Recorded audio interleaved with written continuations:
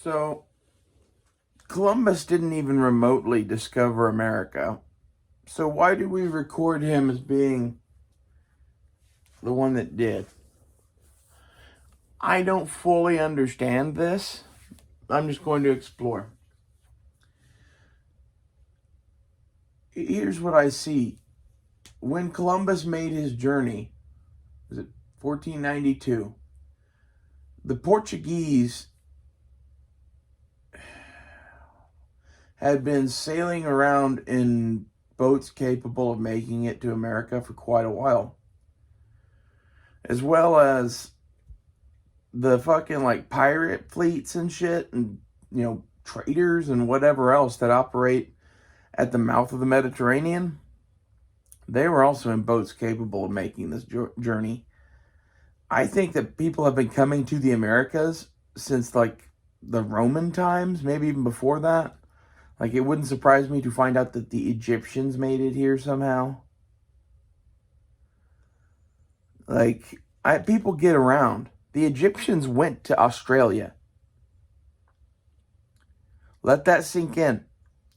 The Egyptians went and visited Australia and came back, and we have boomerangs in Egyptian tombs, and we have rock art in Australia combined with oral tradition from the Aborigines to go with that rock art that says some fucking pharaoh came and visited and they taught him to make boomerangs.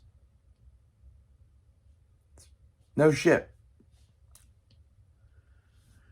So, I think Columbus is credited as being the one that discovered the New World because it's not advantageous for the rest of us to know that this world was over here or whatever, and that, like, they've been fucking around over here for a long time. Like, there's evidence of Roman expeditions here from, like, 799, 800 AD. There's evidence of Vikings all over the like, Canadian Northlands. They're like Nova Scotia, Newfoundland, and the Northeast Coast.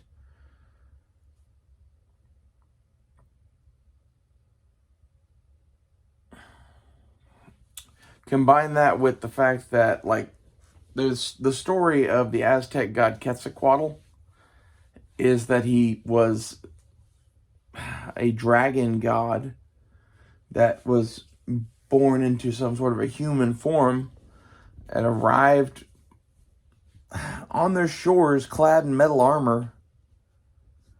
Like, it's very possible. Like, the descriptions of him is that he was, like, super tall, blonde hair, blue-eyed. Like, they describe a fucking Viking.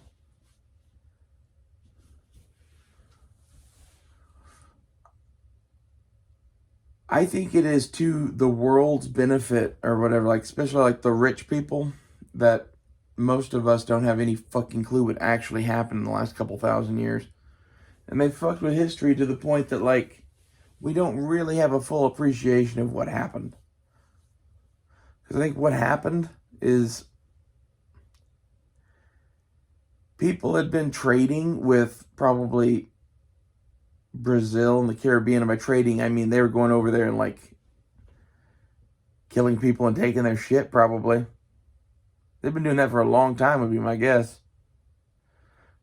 Pirates needed some place to hide and fix their boats and whatever. And they're really handy at sailing the whole ocean.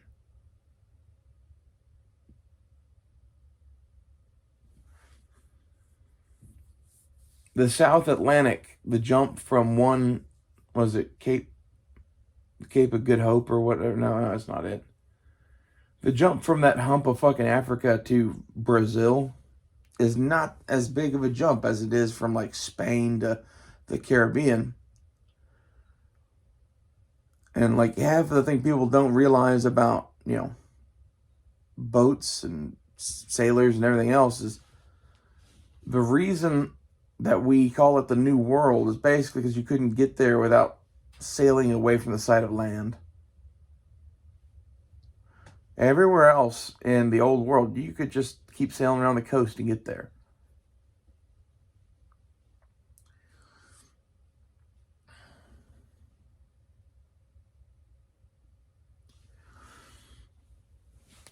like, Spain claimed all of this as theirs. And I think the reality of the situation is, if we looked at it correctly, it belongs to nobody. And I think this may be why they pushed the whole Columbus thing so hard. I don't understand the American fascination with Columbus. That's another thing. Like, I think Columbus just had a good publicist and was working for the King of Spain. And, like, this is why his expedition and whatever, you know, it was the first one that was done by royals. Like, as a voyage of discovery that hit the New World that they told other people about. The Portuguese, I've been watching too much Oak Island, and all of that shit that they're finding up there on Oak Island is Portuguese and from before Columbus. Like, some of it is from the 1350s. And this is why did we choose to tell the rest of the world about the New World when we did? And why didn't the Portuguese claim places that they had been? That's the other thing I don't understand about that. Maybe it wasn't really well documented or whatever, but like some of the construction that went on in Oak Island was major. And like this is where they were there hiding shit.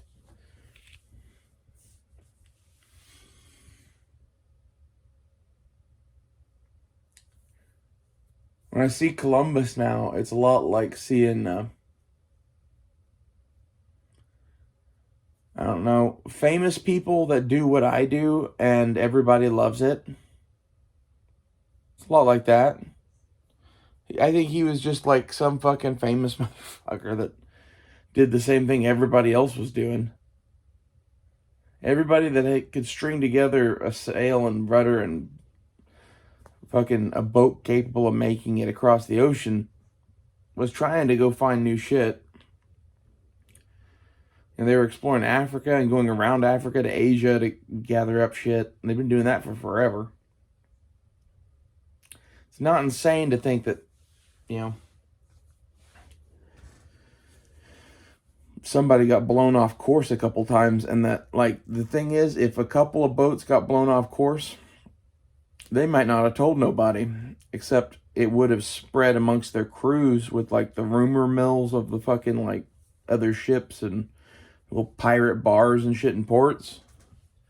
And this is where people like Columbus would have heard about it. And I think this is the reason why Columbus knew for a fact that they weren't going to sail off the edge of the world or whatever. And, like, I think that's a bunch of bullshit, too. I think your average person back then didn't think the world was flat.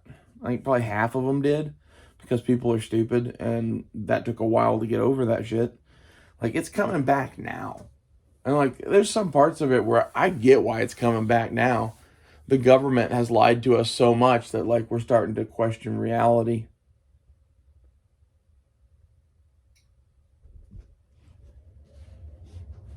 But no matter who else was here, like, Leif Erikson was here in, like, 1000 AD. The whole Vinland Saga thing. So there's that. But, like, that didn't really have any connection to the rest of the shit going on.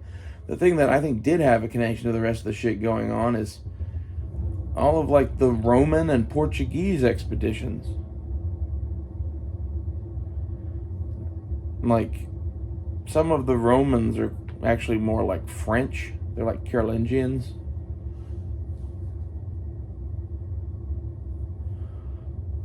And, you know, those people and the Knights Templar people aren't too far off from one another. In fact, the one is the predecessor to the other in many ways. And then you have the Portuguese, were a holdout for the Templars for a long time.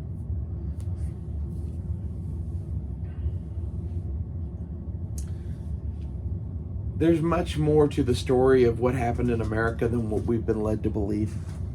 And I believe this is even in our founding and shit. I think the Freemasons and Templars are one thing. They have some grand overarching plan. I don't really know what it is. And it seems like their plan was to conquer the world, and I think they've damn near done it. There's a couple places that they are having trouble with, like China and Russia. And this is the thing, is if they could kowtow China and Russia and like Iran and North Korea and get them to fucking be a part of the fucking cabal, then we'd have a one world government. And that's why we're fighting World War III. They don't have enough control in everywhere yet, and they want it. And Russia and China don't want them to do that because, like, they like being in charge of their own shit. They've already experienced what it's like to be, you know, the whipped dog of the World Economic Forum. That's how I see things.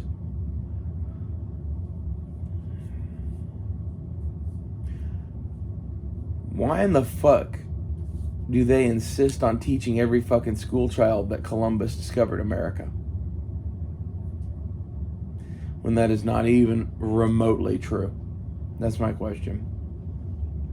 I don't know what the answer is, really, but it seems like this is a part of the conspiracy. So, I'll see you guys later.